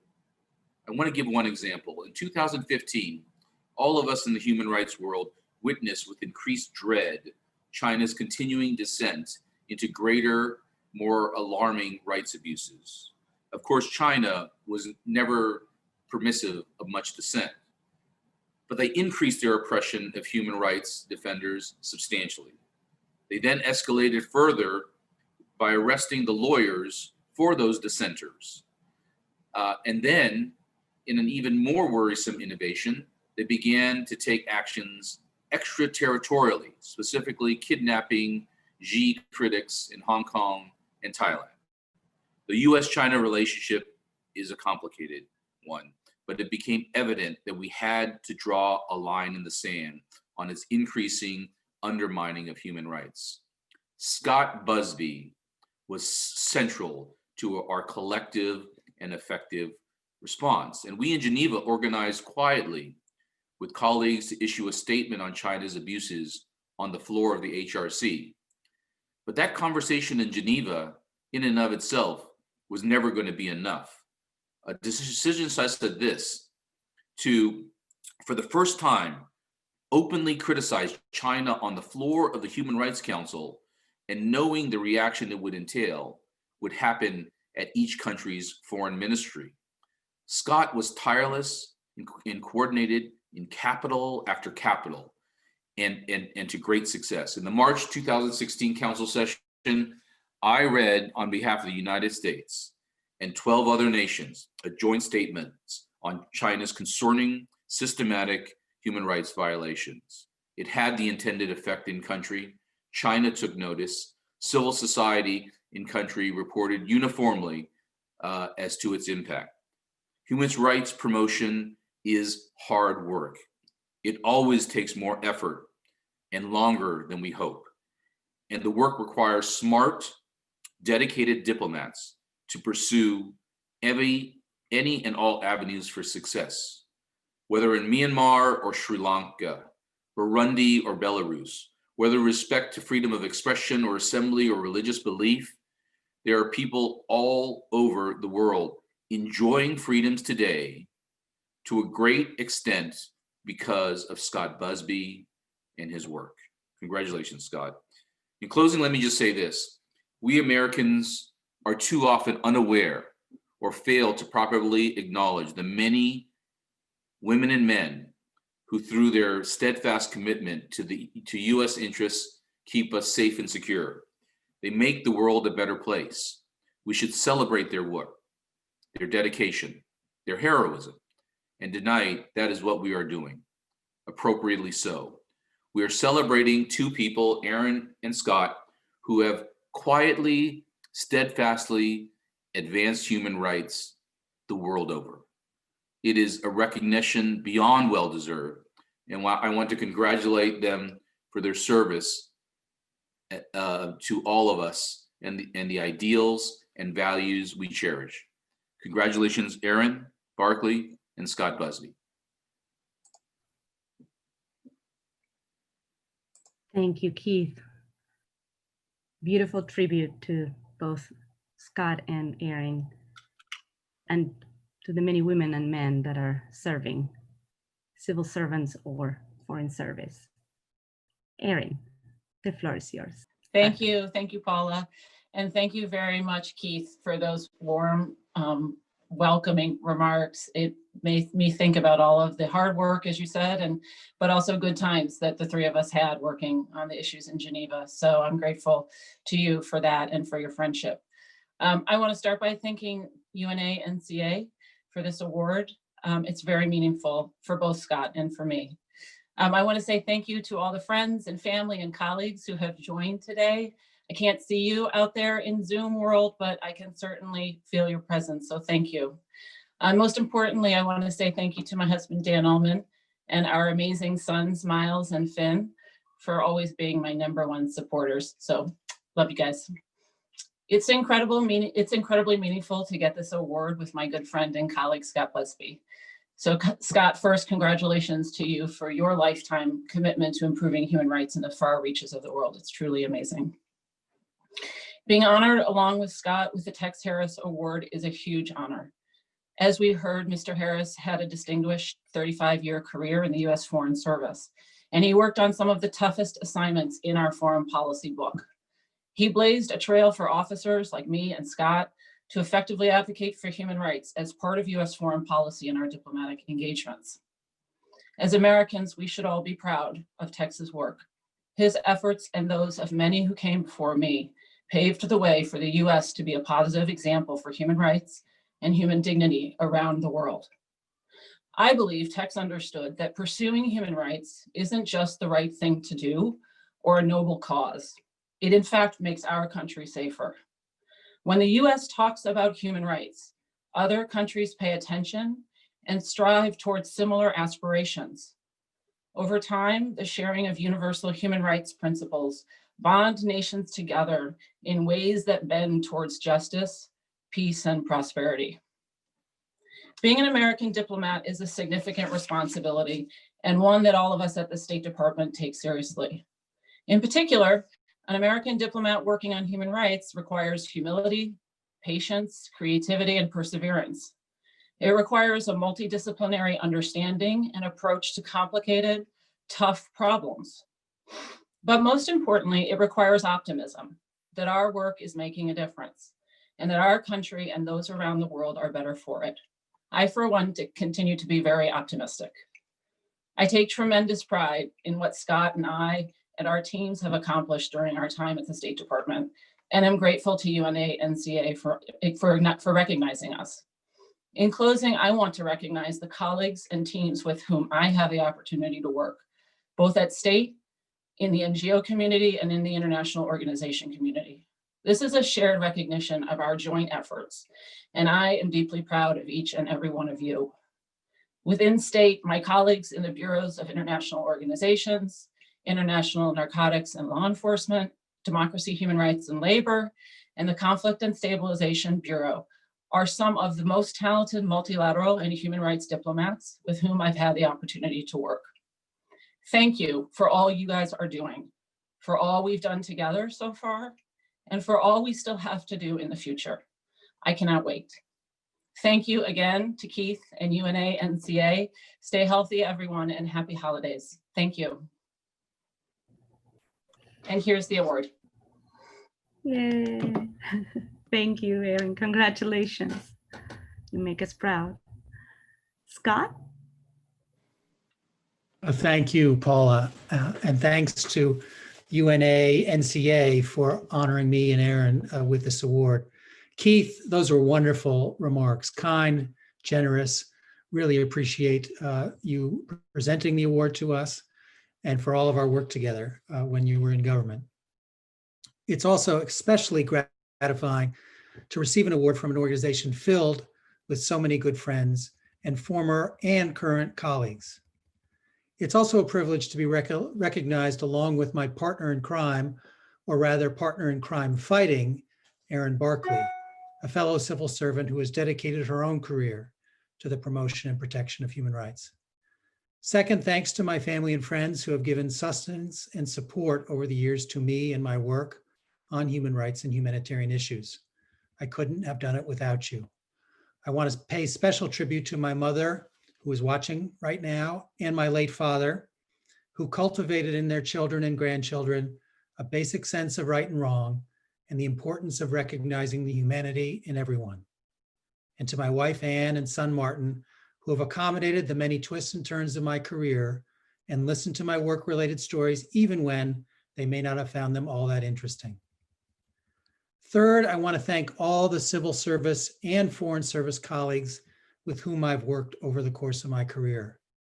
I especially want to recognize my current colleagues in the Bureau of Democracy, Human Rights, and Labor, including those who have sustained the US commitment to the advancement of human rights through multilateral fora like the UN. They include, among others, Lynn Sycade, longtime leader and guru of DRL's multilateral and global affairs work, Sarah Creedon, Lana Sala, Kara Eyrich, Daniel Meyer, Tressa Fuentes, and Luke Falconsap.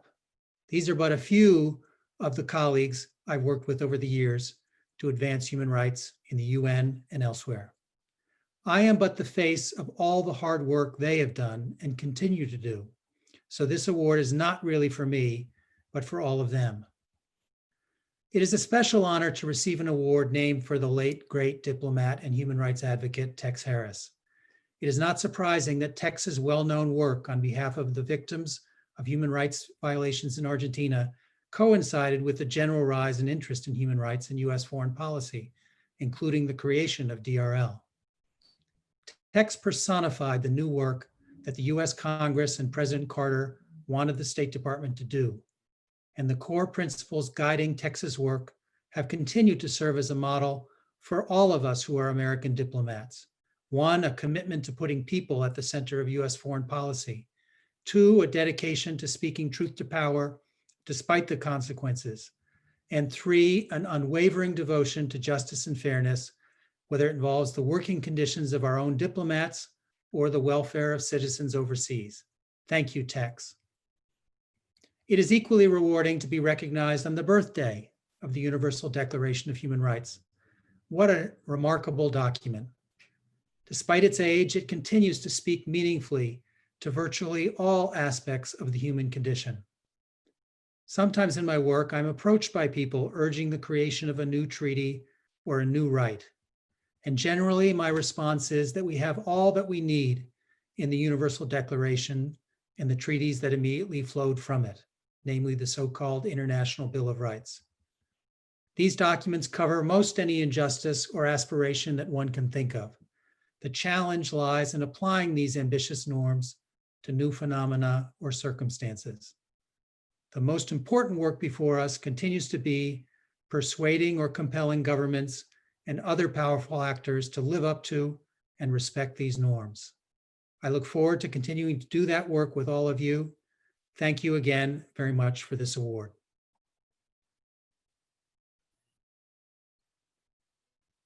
Thank you. Thank you very much, Scott and Erin. I have no doubt that Tex is watching this and could not be prouder of this year's recipient. It really exemplified his morale and true fight for what is right. The State Department and the Human Rights Committee is really fortunate to have you both.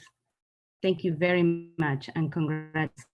We look forward to continue working with you.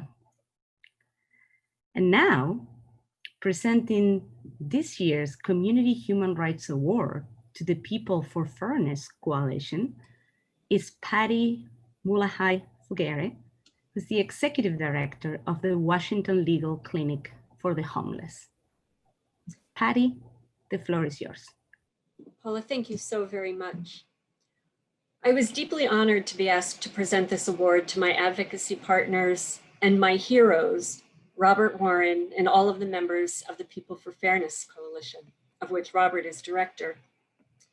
I've had the privilege of working with People for Fairness and its members since nearly its inception 13 years ago.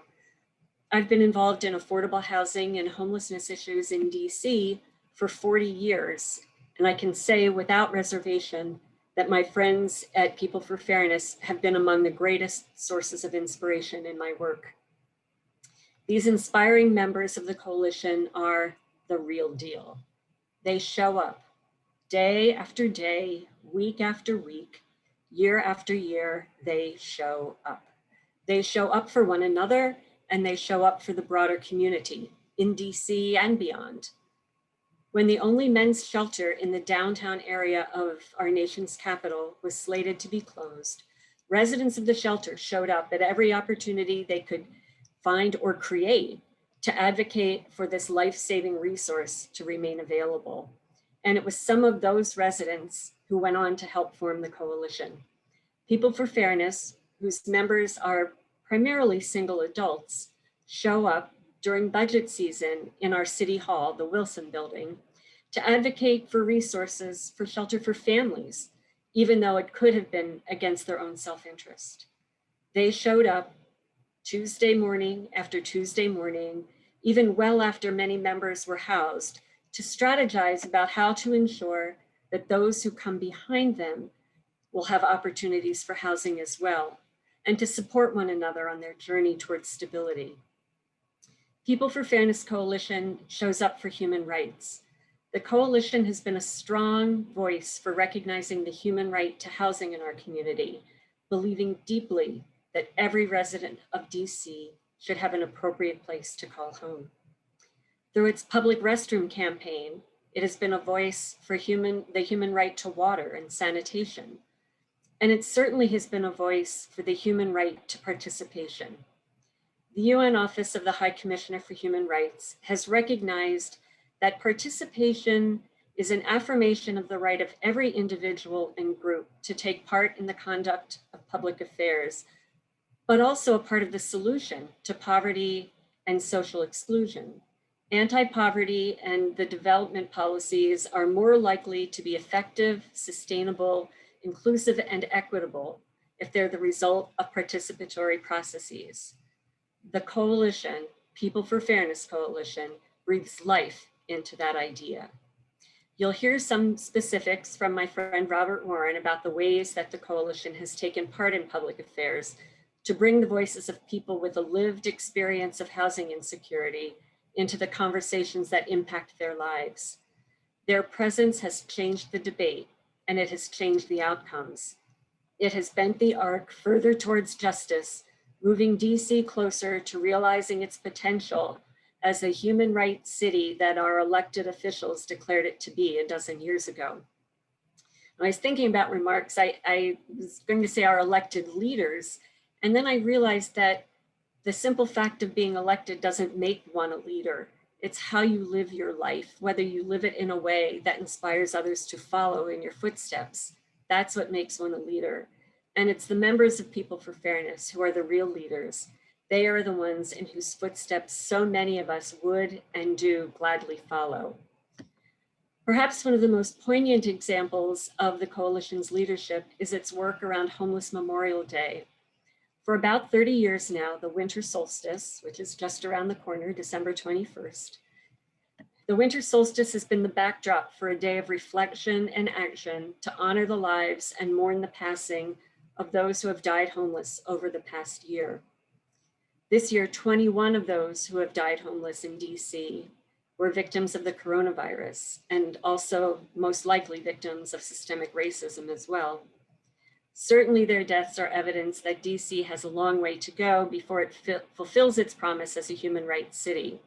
But People for Fairness has played an integral role in organizing an action and a vigil to raise awareness and to make sure that the lives of those who have passed are remembered and that their passing is not in vain.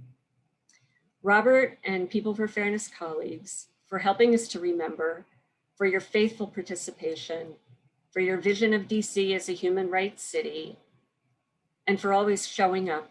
I am so very proud to present to you the UNA-NCA Community Human Rights Award. Thank you, Patty, for the beautiful introduction. And now the floor is yours, Robert. Thank you so much, Patty, for those words.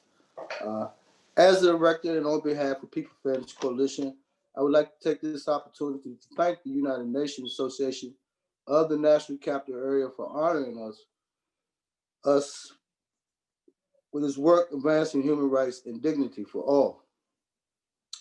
In almost 13 years of the history of PFFC, we have come together in belief that housing is a human rights. In our early years of working to bring housing rights to our unhoused neighbors and ourselves, there were many people who have worked hard. They have advised us and fought for us to have a seat at the table to share our experiences as people experiencing homelessness and helping us to come up with solutions to ending homelessness, or what we like to call housing instability. Without the ongoing support of folks like Adam Rocat, currently the Deputy Director of Miriam's Kitchen and Miriam's Kitchen Advocacy Team, who work with a group of homeless men and women and help them to give them a voice in the continuum of care and organize their advocacy efforts, PFFC wouldn't have been created and be where it is today. There have been other individuals, mentors, advisors like Patty Figueri, the director of the Washington Legal Clinic for the Homeless, who advised us in 2013 when we began our Universal Right to Housing campaign. There have been many others at the legal clinic who have mentored PFFC members in our advocacy efforts. One that comes to mind is the late Mary Ann Luby, an early member of the legal clinic. Others have mentored and provided us with invaluable advice and guidance, including Linda Leaks and Parisa Naruzzi of Empower DC, Michael Stoops of the National Coalition for the Homeless, Kate Coventry with DC Fiscal Policy Institute, Maria Fosserinas of the National Law Center for Homelessness, and many other coalition partners and groups like One DC, DC Grassroots Planning Organization, DC Mutual Aid Networks, and Maurice Cook of Serve Your City. I would like to thank some of the homeless men and women who came together 13 years ago to fight for their right to home. I think of our first Assistant Director, Anthony Davis, one of 5 veterans that PFFC had early on advocating on behalf of themselves and other homeless veterans around Washington, DC.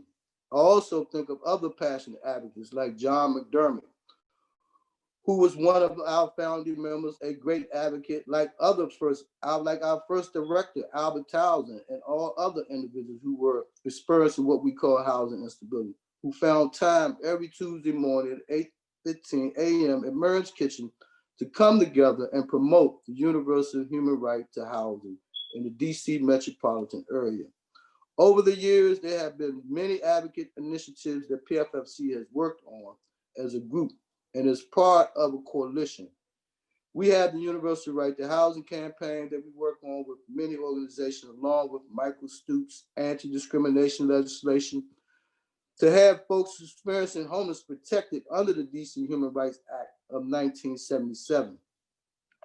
We were instrumental in getting Homeward DC 2.0 to adopt a Goal 12 with whose objective is to establish a commission to examine how to establish universal housing rights for those who qualify, and making DC a model leader in the United States and in this area.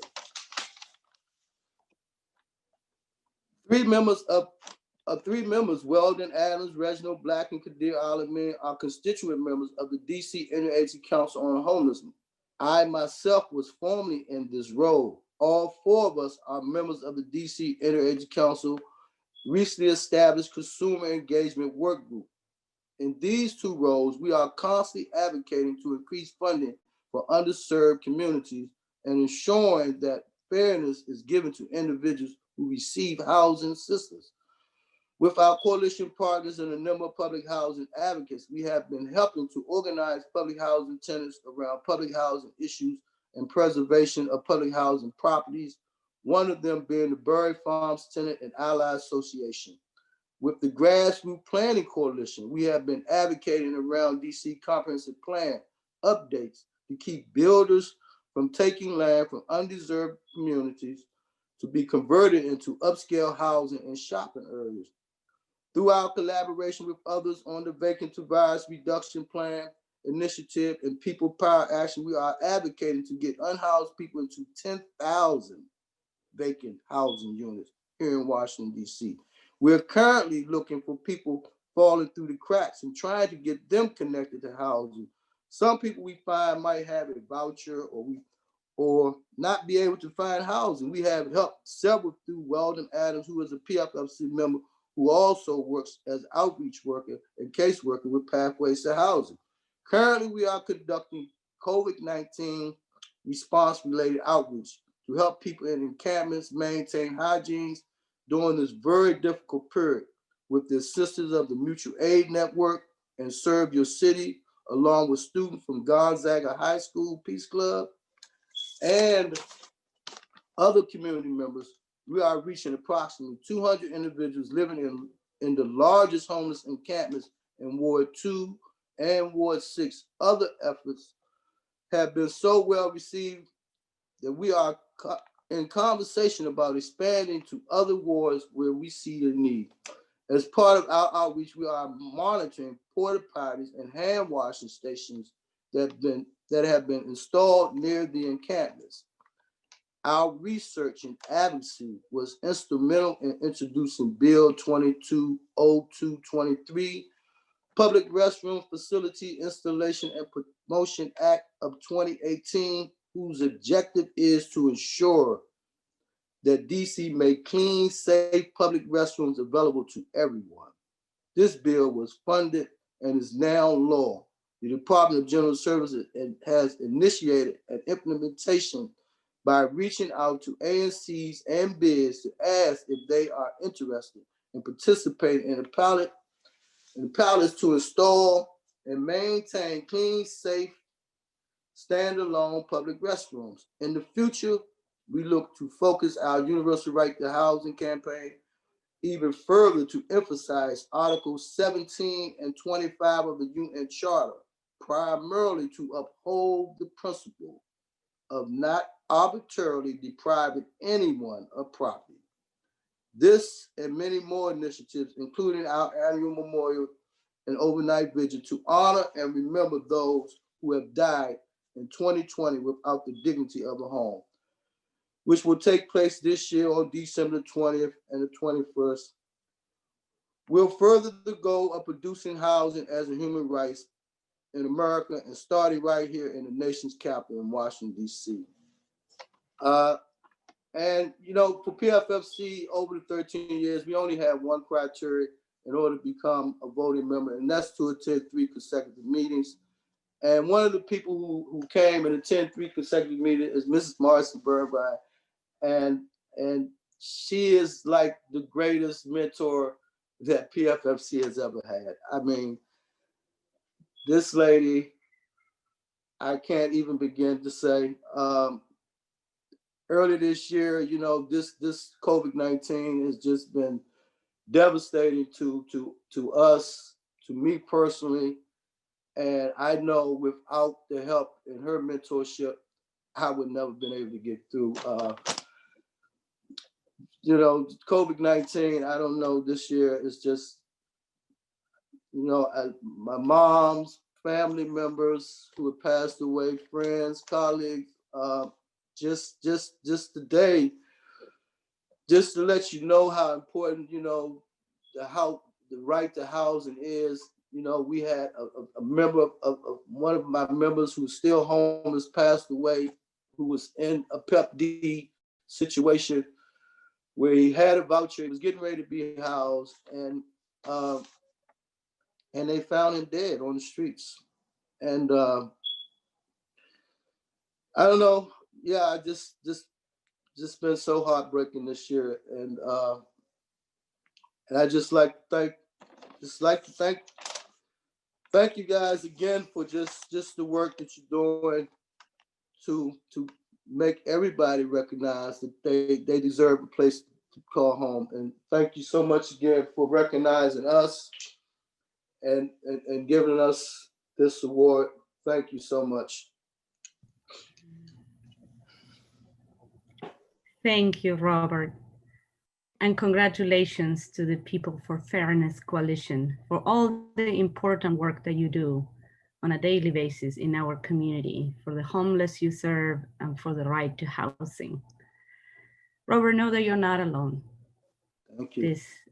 This challenging crisis, pandemic, among many other challenges that we're facing as a nation and the world, it's brought us together in ways that I personally think we've never seen before, and has also demonstrated the incredible resilience that people such as yourself and others, and Marcy, who I know, has suffered a significant loss recently. Marcy, we know you're there, we're with you. Yes. And thank you for your support and again for everything that you do. The work of your organization is an example of what we try also to do at UNA-NCA in bringing the global goals home, in making human rights or bringing them at the local level. So thank you very much. And I know we will continue to collaborate in the future. Thank you. Thank you. Well deserved. Okay. And that was our last award this evening. I'm pretty sure that all of you out there are feeling just as inspired and grateful as I am right now for all the wonderful contributions that all and each one of our honorees do every day through their work. We salute them, we commend them, and we join them in continuing to advance human rights locally and globally. We're going to take a quick break now, and we're going to hear from Cage-Free Voices again before our closing remarks.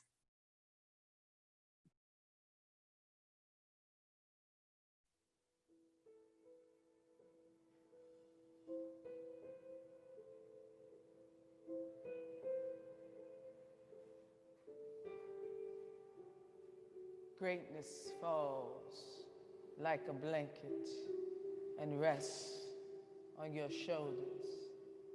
Soldiers folded in the creases of your insecurities, fighting for the liberty and litany of thought and the energy of motion. It is the elixir and potion from past hurts and commotions, breeding spoken tokens of his presence found in the essence of your emotions and characteristics. Lyrics played out by your spirit in this dimension. It is the factor that activates comprehension when nothing in your life makes sense. In the midst of complexities, where greatness is the question, you are the answer in this jeopardy. And in the mental gems of confusion, your obstacles are only optical illusions, giving conclusions and glimpses of what it is meant to be, served through the word called you. You, this evolving statement of greatness. And every walking word is a verb that is distributed to the masses. Whether it links or transitions is based on semantics. Some will say it's magic, how they lavish at your antics, but your fabric is not a graphic created to force a habit of being objectified. Nor are you an item to be perused. You must move to serve your greatness. Exercise when fitness is added to the equation. You see, the moment you move, you overcome history's pages and begin writing the sequel to your beginning. Your present and future combine to become never-ending fairy tales. So sleeping beauties, Arise. No longer will greatness be frozen in time. Let it go. The past can't hold you back anymore. Destiny wants to hook you onto the shores of identity, to have you entering truth and never landing in mediocre territory, to pan out a future of triumph and glory, as long as you tinker with liberty's veil, because your giant is coming down. The big bad wolf wants to blow your bodily house to the ground before you take flight with the rest of the Arabian Nights in spite of your struggle. So while your beginnings may have been humble, this little piggy is going to the market and not staying home. Rapunzel, stop talking about how tangled the situation is and go get a comb. It is time to let down your hair. Quit saying you can't come out of it and create your own stairs. Stare fear in the face and build a bridge to Terabithia and get over it, because your word has the power to shoulder it. Make your 3 wishes. Geppetto will tell you if your nose has grown a few inches, there is always forgiveness the moment you make mention of a mistake. You see, to be great, you must let go of your pride. So Alice, don't wonder too long.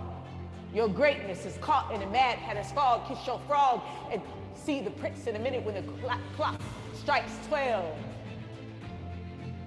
And you see a trail of breadcrumbs to find your way home, Dorothy. There is no aborting greatness. You are not a period, a comma, or an exclamation, but a word that will stand through the ages. Patience. Every day, the mirror, mirror on the wall does not lie, but reflects the image of a dove in the sky. It is pure as snow. Is white, so take flight and exhale the details of what is to come. You own the emperor's clothes, and greatness is beating on intuition and desire like the center of an African drum in the hands of a master.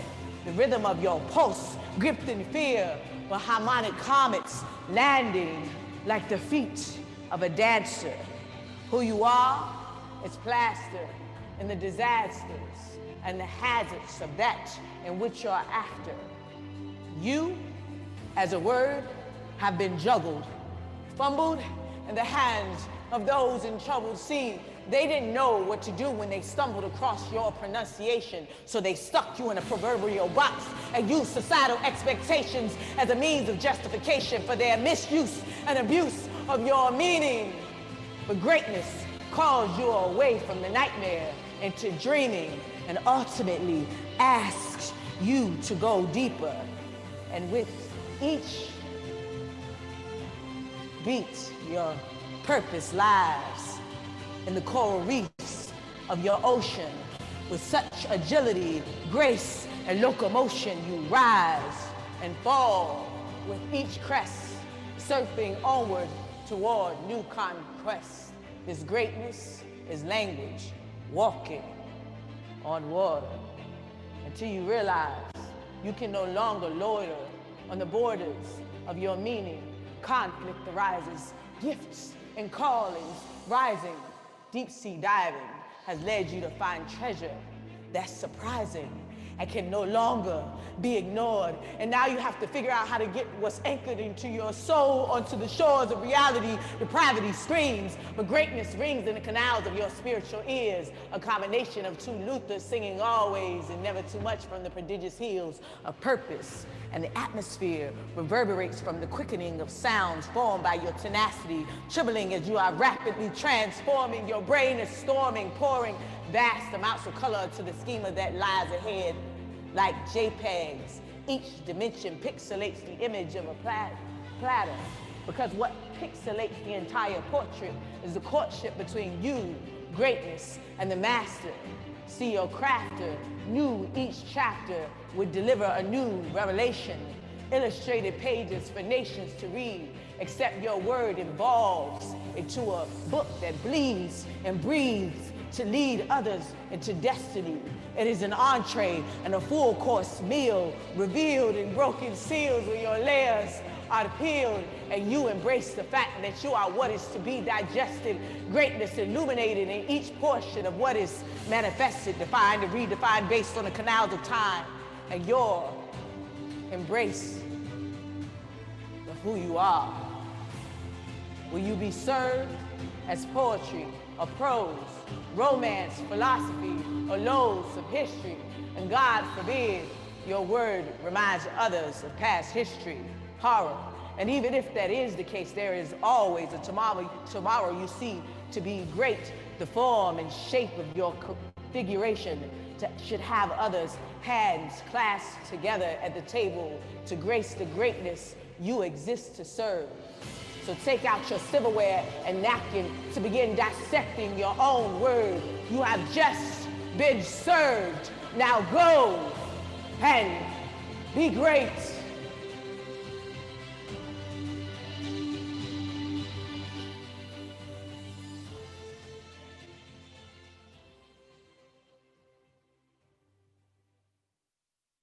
Thank you, Bathsheba and Cage-Free Voices, for your beautiful, incredible contributions in honor of Human Rights Day.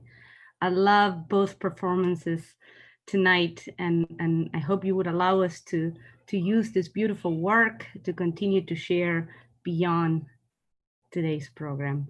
Thank you. It was very inspirational, very well done. And not only keep up the good work, we look forward to future collaborations with you. It is now my pleasure to call on Rachel Berseeker, the co-chair of our Human Rights Committee, to close the program.